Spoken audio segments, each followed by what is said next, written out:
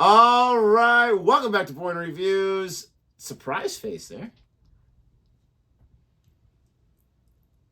Leave somebody hanging there. Couldn't come up, but still can't talk. Why don't you make like a leaf and get out of here? Okay. Or make like a tree and get out of here. That's from Back to the Future. It's leave. You make like a tree and leave. You sound like a... Anyways. So, we're going to react to some more Lee Evans. How the British board planes. It's going to be one of two things.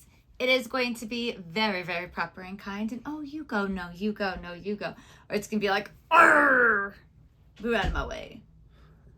I don't think the British are mostly pirates. I absolutely think I just feel like this title is missing a part. It isn't finished. It just says how British board planes what? How they what? If it's planes made out of British board, then how, what about them? How they land? How they take off because they're made out of like some kind of board that's British only? No, it's how they board them up. They put a bunch of plywood. Yeah, how they board planes.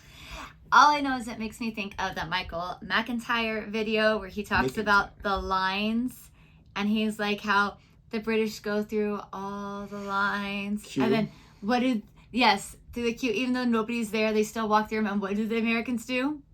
Step over. Step over. Step over. But I am a walk through all the lines. We can't be the only country to think about that. First of all, we can't be the only country that's impatient. Second of all, we can't be the only country people that think about that. Because we do it at Disneyland, we do it at we do. We do it anywhere there's line. If there's no one, I mean, we don't do that. There's people walking. That's just rude. Some people do that. But I don't. But if there's no one there, like, why in the world? One of my favorite or my most funniest things, I can't talk. One of the funniest things I've ever seen reenacted at an airport was from Meet the Parents. When he's there and he's having a horrible time, he just wants to get back home, and there's no one else there ready to board. So he goes up to board, and she's like, "Oh, you're not this boarding group." And he's like, "Are you kidding me?" And then she gets on the radio, "Boarding group 1 first." And then he takes back. He's just, really? Now boarding everybody. Like, I just think that's so hilarious because that's just how it is. Like, you hate being there. You don't want to be there. You're just trying to get out of there, and they're going to pull that crap. There's nobody here. Really? Anyways. All I know is I've been to London several times, and squeeze me. Y'all don't wait for anybody. I would never want to live in London. It happens there too? No offense. It is so intense. When people are just like, I'm like, oh, slow down. Okay, it's crazy here too. We're going to check this out. Walking wise, they're just like, vroom, vroom. They vroom when they walk? Yes. If you like our reaction, please don't forget to. Ow. Why did you? You are always hitting me. Like, it's an accident. I got hurt. That's what she always says. It was an accident. I love. I would never hurt you. You know that. I wouldn't. You know that. Like this video, subscribe to our channel, and hit that notification bell. I'm gonna pay for that now. I'm so scared. Traumatized. Here we go. Holiday for the first time this year. My wife made me go, because I like to work. I can't help it. But we went down the high street. You know when you go down the high street and you get the brochures in the holiday places and the travel agencies and all that, and the pictures look great. People on the beach going, and it looked great. So I booked it. It was this Spanish package thing, It was a bloody nightmare, I swear. And it was like, because it all begins at the airport, You kind of walk into the airport and there's all the British in one big herd like that. And you kind of join them. You go, They call the flight. They go, wagon and tail. And everyone goes, and they squeeze you into this plane. It's like, get in there, you You're in your seat. You've got someone's seat in your head, a bag in your back. It's like, It was a nightmare. And you kind of say, everyone always gets the wrong seat. What is it with the British? They're always standing up going, I think you're in my seat. I think that's my seat. This bloke's going to me, I think you're in my seat.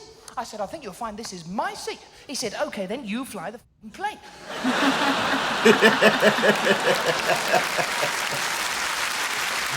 Okay, I just have to pause because it is absolutely like that on some of the trains. On several of the trains we went to, the seats say reserved and people are sitting there and I'm like, hey, sorry, it's my seat. And they just look at you and they're like, okay. I'm like, can you move because I reserved the seat so I would have a seat. And there were these one kids, they were so sweet, but they were from somewhere else and they were in their early 20s and they were standing and I overheard them talking and they're like, yeah, people were sitting in our seat, but we didn't want to kick them out. And I was like, oh, child. I was like, you got to kick them out. Like, don't stand. They stood forever. It was like an hour will train. not survive another 50 years with them at the helm. Kick them out. Oh, gosh. I'm not standing for over an hour. I thought I was upgraded. You know, loads of legroom, big earphones, joystick for the games. I thought, great. So you're all sat there. I swear, you're sat there going, meh, meh. Who gets on always last? This is what I've noticed. Always last. The tracksuit family, right? Always. They get on and they come on. Everything's like carry on. Nothing's gone in the hold. They've got bags everywhere. Go, sorry about the bag. God, excuse me. God. Sorry about the bag in the head. Sorry about the ass in the face. Fuck off. Because you'll always get the arse in the face because they'll be sitting next to you, they've been putting something in the overhead locker and they go, oh, sorry, mate. Just sit down, please. Sorry about the big fat fucking ass in your face. So everyone sits down, you know, stewardesses don't give a shit. They go, tea, coffee, sandwiches, fuck off. They got like a trough for your food. They go, food's up, food. You go,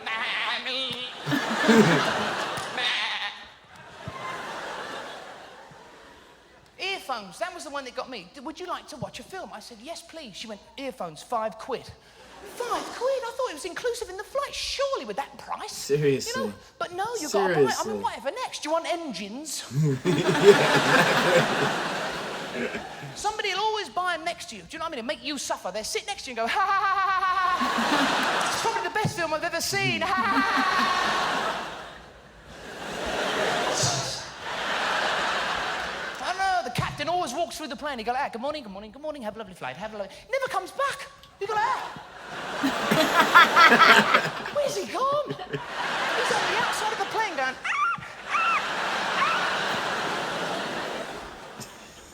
and on the way down, your ears. What? People talking to you like this. I can't hear you. They give you a barley sugar. I put one in each ear. It doesn't work.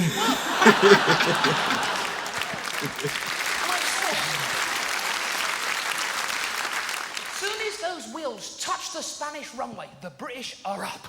Soon as those wheels go, they're up. They go, meh, meh, meh. Seriously. The stewardess is like, please, everybody, remain in their seats until we reach the terminal. Yeah, off, I'm on my holidays.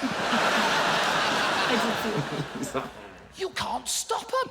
The British on holiday, they're like animals. There would never be a hostage crisis on a Spanish flight. Somebody would stand up and go, remain in your seats. You go, fuck off, I want my luggage. Yes. They're biting at the bit. You know, the plane door, they're at the door like that. Open the fucking door. My luggage. As soon as that plane door opens, it's like a SAS military operation. They're bunging people out, going, go, go, go. People are going out the door going, 1,000, 2,000, 3,000. It's weird. And you can see all the British going across the Spanish tarmac towards the terminal going like that. Luggage, luggage, luggage, luggage. Into the terminal, luggage. And they stop and they turn and they go, trolley. Trolley, trolley, trolley. Seriously. Have you seen a British bloke with one of those kind of, I don't know, them trolleys, those foreign trolleys? Is it, they kind of go, is it up for go or is it down? Do I push or do I pull? Which way? Sheila Gissan, love, will you? Get hell do I work this? Walk like I that. don't know, it's awesome.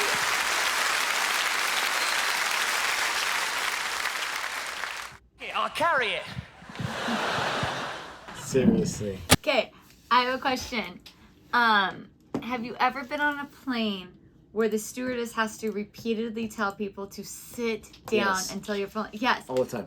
It is so freaking annoying. Not just a British thing, apparently. No, it is an everybody thing. And it happened each time I was on the plane this summer. But yeah, I'm like, people, like we're not even stopped. We're still slowing down. Why are you unbuckling and standing up? And the stewardess were getting mad. Sit down.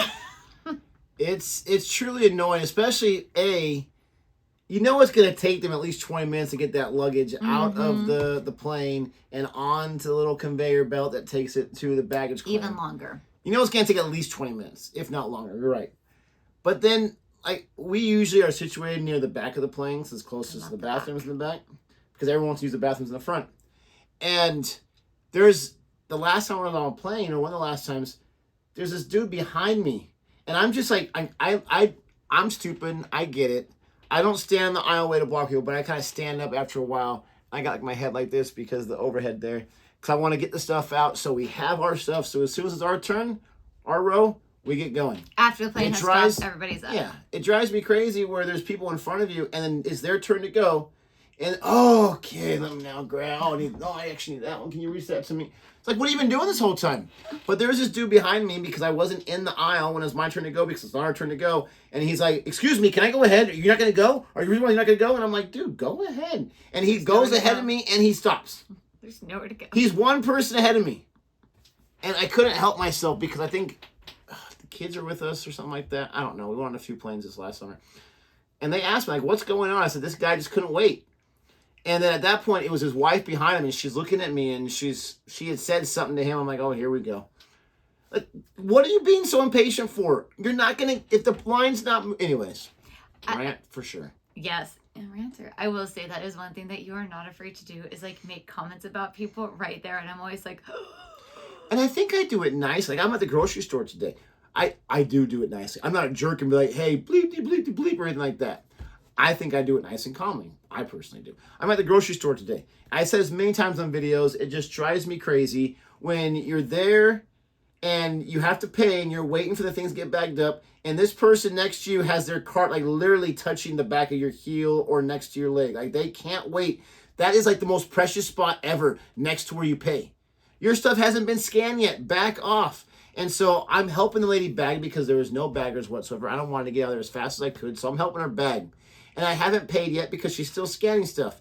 This lady behind me whose stuff has not been scanned yet because she's still scanning my stuff, this lady behind me not only is standing right in front of the pay area, but her cart is in front of her. I have no way of getting to the cart or to the pay area.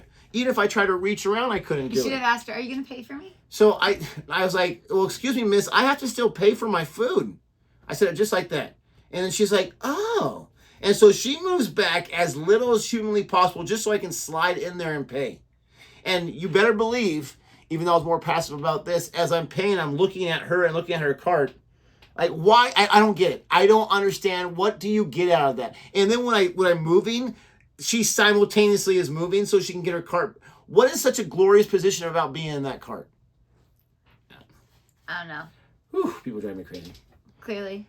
If you like, no. That was hilarious, though. He does it in a much more funny way. I do it just in an annoying way, but it does make me feel a little better. So thank you so much for listening. Let us know, what are the things that drive you crazy about the impatience of human beings? You. Oh. Just Don't kidding. forget to like and subscribe. It's just when you're not afraid to be like, this person just cut us off, so we have to wait. And they're right there hearing you say that. Okay, well, you rather live in a passive world where I'm going to stand there for an hour and a half because I don't want to ask the person to get out of my seat? I wouldn't do that. I just don't comment about them right in front of them like that. Oh, you just do it behind their back? I think it's being more courageous. To be like, I don't know, son. They had to go ahead of us. And they're waiting there. I didn't say that part. I wish I would have said that part. Don't forget to like and subscribe. Thank you so much for watching. And until next time. Goodbye.